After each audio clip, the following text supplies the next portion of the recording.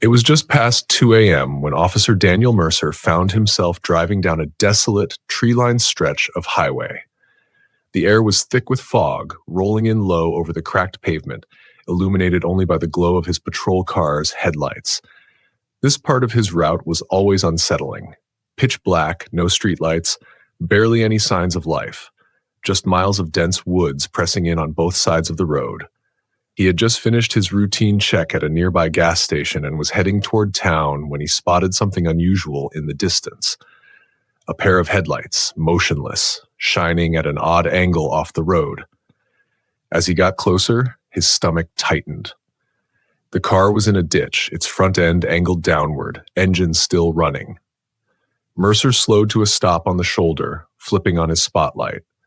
The vehicle, a late-model sedan, looked like it had just veered off the road. There was no visible damage, no shattered glass, no skid marks, just a quiet car idling eerily in the ditch.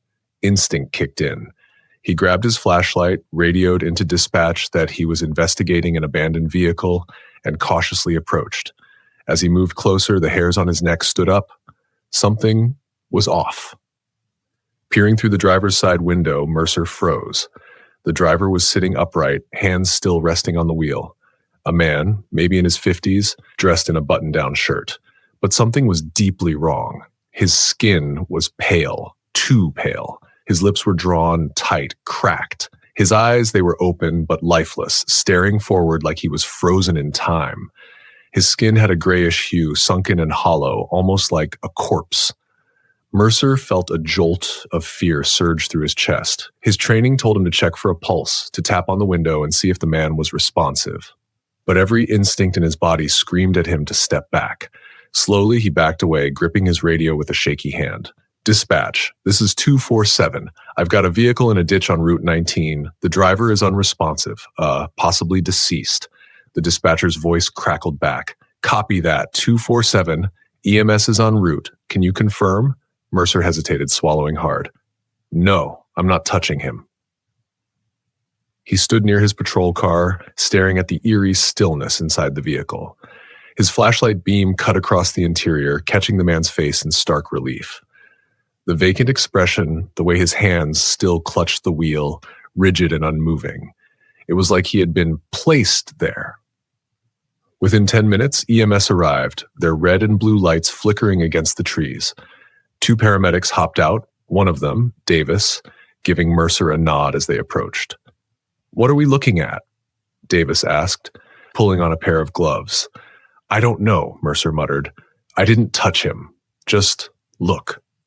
Davis leaned into the open window, pressing 2 fingers to the man's neck.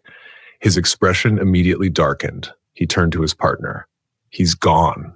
Been gone a while? Mercer's stomach dropped. What do you mean? A while? He's sitting right there. He looks...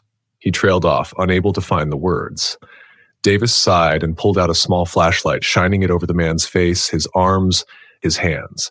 Up close, Mercer could see it now, the unnatural stillness, the way the skin had tightened around the bones, the subtle discoloration. This guy's been dead for at least a week, Davis said flatly. Mercer felt his pulse hammering in his throat. That's not possible. His car is on. His headlights are on. Davis shot him a look, but his face was unreadable. I don't know what to tell you, officer, but this isn't fresh.